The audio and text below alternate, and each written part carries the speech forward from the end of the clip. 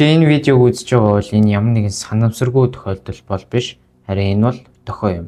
Тэгэхээр хинч чамд хэлдэггүй 3 үнэн зүйл гэж байдаг.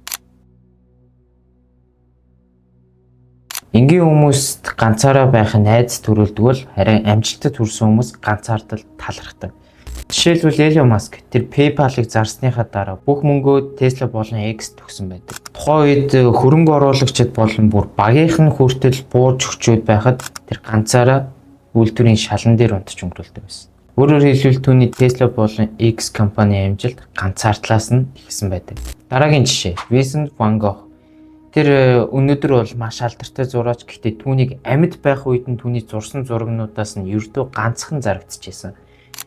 Тэгээ тэр өөрөө маш их ганцаарддаг хүн байсан буюу одоо түүний ганцаардаж байх үедээ зурж байсан зургнууд нь өнөөдөр хэдэн сая доллараар үнэлэгдэх хэмжээнд хүрсэн байгаа. Тэр ганцаараа байна гэдэг нь ердөөсөө ямар нэгэн сул дорой байгаагийн илрэл биш, харин ч өөрийгөө бүтээхээр тэр тухайн заавал давж явах ёстой тэр үе шатыг давж байна гэсэн үг. Ерөнхийдөө бол дөнгөж саяын жишээ бас 2 хүн биш, маш олон амжилтад хүрсэн хүмүүс ганцаардалт дунд өөрийгөө бүтээсэн байдаг. Ер нь чиний ойр дотны хин нэг нь чамайг заавал 100% ойлгох алба бол байхгүй. Угаасаа тэгж ойлгож чадахгүй. Яг чиний тэр дотор байгаа тэр мэдрэмжийг ердөөсөө ганцхан чи өөрөө л ойлгоно. Ганцаардал гэдэг энэ зүйл маань зөвхөн чанд тохиолдоод байгаа зүйл ердөөсөө ч биш ээ. Харин ч одоо энэ ганцаардал гэж зүйлийг ашиглаад маш олон хүмүүс амжилтанд хүрсэн байдаг. Энэ өөрөө яг амжилтад хүрэх замын заавал туулах цэг нь гэж үздэг. Тэгээ ялангуяа өнөөдрийн интернет хөгжсөн нийгэмд бол бата болдоо эрс халдсан байна, зулаа навчаа цэцэг ингэсэн байна, гэсэн байна, iShow Speed Монгол тэр стрим хийлээ. Гэх мэтчлэн маш олон гадны хүчин зүйлүүд маань анхаарал маань сарнисаар байгаад яг өөртөөгөө байх тэр өөртөөгөө ганцаардах тэр орон цаг хугацаа байхгүй болчихсон байгаа учраас бид нар одоо маш их цаг хугацааг, маш их энергийг гадагшаа гадаад ертөнцид буюу өөртөө ямар ч үр ашиг авчихгүй зүйлс зарцуулж өнгөрөөдөг болчихсон. Нэг юм үг би сонсч ирсэн. Энэ үг надад маш их урам зориг өгчсэн. Юу вэ гэхээр уулын орой дээр гарсан хүмүүс бүгд ганцаараа алхаж гарсан байдаг. Яг тэр уул өөдөө алхаж явах замдны тэр ганцаардлыг даваагүй хүмүүс тэр доороо үлддэг. Харин давсан тэр ганцаараа алхаад гарч ир чадсан хүмүүс уулын орой дээр уулзаад хамтдаа дараагийн уул руу зөрдгөө. Тэр энэ үг бол надад маш их уран зориг өгч ийсэн. Тэгэхээр ганцаардал гэдэг зүйл бол ердөөсөж ганцхан чам тохиолдоод байгаа зүйл биш. Амжилтанд хүрэхийн тулд заавал энэ замыг туулаад гарт юм а гэдгийг хуалцах хүслээ.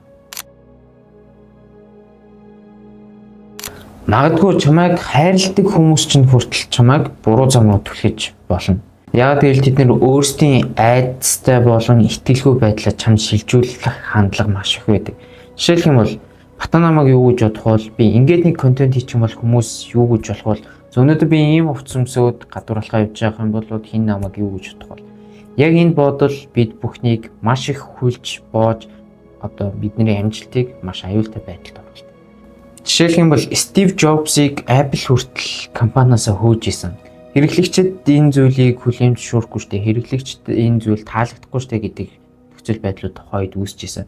Харин тэр үед Стив Джобс хэний ч одоо хүлээлтэд найдалгүйгээр миний хийсэн зүйл бусдад хэрэгтэй таалагдах болно.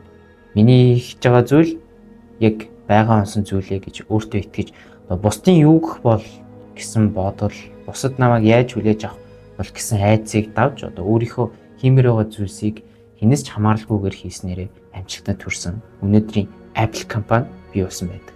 Хоёр дахь жишээ Lady Gaga. Тэр хөгжинд маш сонирхолтой байсан ч гэсэн түүний багш нар нь чи жоохон хачин, чи нэг тийм жоохон эвгүй, чи энэгээр амжилт олохгүй гэж өгөөсгдөг байсан. Гэтэ тэр өөрийнхөө хүсэл тэмүүллийг сонсоод бусад намайг юу гэж бодох бол гэдэг бодол тэр айдсыг давснараа өнөөдрийн хамгийн алдартай артистуудын нэг болж чадсан. Бүгдээрээ гудамжинд алхах чинь гэж төсөөлье. За чамтай маш олон хүмүүс зөриөлдөж байгаа. Тэгээ тэр хүн болгон чамайг бодохоос илүү за ажиллаа бодож байгаа. Өнөөдөр ажил дээр очиод ийм энэ тэр ингэсэндээ энд ийм болж ин гэх мэтлэн юун чан дээр төвлөрөх байдгаа. Тэр хүн өөрөө хүмүүс намайг юу гэж бодож байгаа л гэд алхаад явж байгаа. Тийм болохоор энэ бол ерөөсөө бидний тэр дотроосоо буцалж байгаа яг тэр нэг burning passion дүрлцэн хүсэл эрмэлзлийг биелүүлэхэд хойшин татдаг хамгийн том саад бэрхшээл.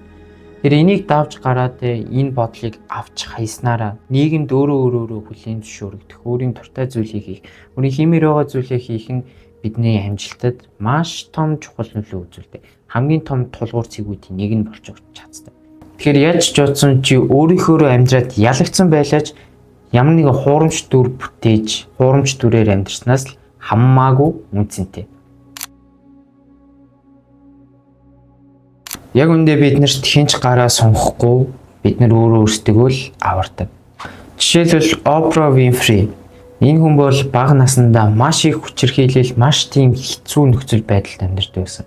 Тэгээд тэрээр өөрийнхөө төлөө маш олон зүйлсийг хийж, зөрөгтэйгээр өөрийнхөө аврах тэр үйлдэлүүдийг хийснээрээ өнөөдрийн маш нөлөө бүхий бураг, хамгийн нөлөө бүхий хүмүүсийн нэг нь болж чадсан байдаг. Магадгүй тэр өөрийнхөө төлөө ямар нэгэн үйлдэлийг хийхгүй зүгээр л хин нэгэн туслахыг хүлээгээд сууж исэн бол магадгүй насаараа л тэр амьдралыг дуусгах байсан баг.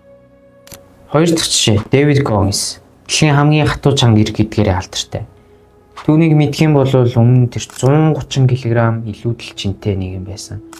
Мэдээж тэнд хинч туслаагүй тэр турах шийдвэрийг, өөрийгөө сорих шийдвэрийг, тэр 100 км-ийг ганцаараа гүйх шийдвэрийг өөрөө л гаргасан, өөрөө түүний төлөө хэдэн мянган цагийн бэлтгэлийг хийжсэн. Энд дээр нэг юм түүх санаанд орж ийн л да, нэг бурхнаас суглаагүй гэдэг залуу. Өдөр болгон бурхнаас бурхан минь намайг суглаанд бурхан минь намайг 100 сая долларын суглаанд хожуулж өгөөч гэж өдөр болгон гуйдаг. Тэгээд суглаанд юусоо хожихгүй байсан болохоор нэг өдөр бурхан гомдолдог штэ. Бурхан минь би танд итгэлээ ингээд өдөр болгон ингээд өөрөөс чинь суглаанд хожуулаад өгөөч гэж гуйлаа. Та бол юусоо бодлаа юм байна. Тэгсэн чинь бурхан урд нь гарч ирээд залуу минь чи ядаж суглаагаа очиод авчаач гэдэг шиг. Аюу өчтөлтэй те. Гэтэ яг энэ бол үнэн түүх. Яг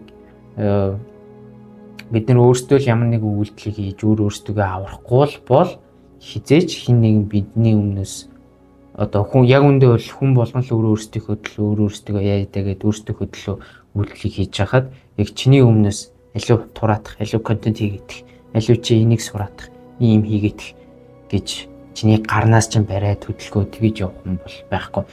Магадгүй чи уул руу авирж илаа гэж одоо чиний дээрээс ос сунгаж өгөөд за наадахаараа авираарэ гэд ос гаргаж өгөх хүн байж болох. Тэр осоор татаж гараад яг дэшээ авирах хүн ерөөсөө бид нар өөрсдөө л байдаг. За тэгээд эцэст нь дүгнээд хийхэд нэгдүгээрт чи ганцаардлаас айхгүй хэрэгтэй, ганцаардлыг заавал даван туулах одоо зам юма гэдгийг ойлгож аваад нэг өөртөө ихтэй урам зоригтойгоор даван туулах хэрэгтэй. А хоёрдугаарт бусад намайг юу гэж болох бол гэсэн бусдын хүлээлтэд өөрийгөө хүлж, өөрийгөө хойшлуулж огтоосоо хэрэггүй. А гуравдугаарт хинч чам туслахгүй бид нэр өөрсдийнхөө замыг бүтээн. Тэр энэ гурван зүйлийг амжилтанд хүрсэн хүмүүс төдийлөн нэг тийм ил гаргаж хэлээд байдаггүй анзаарэгддэг.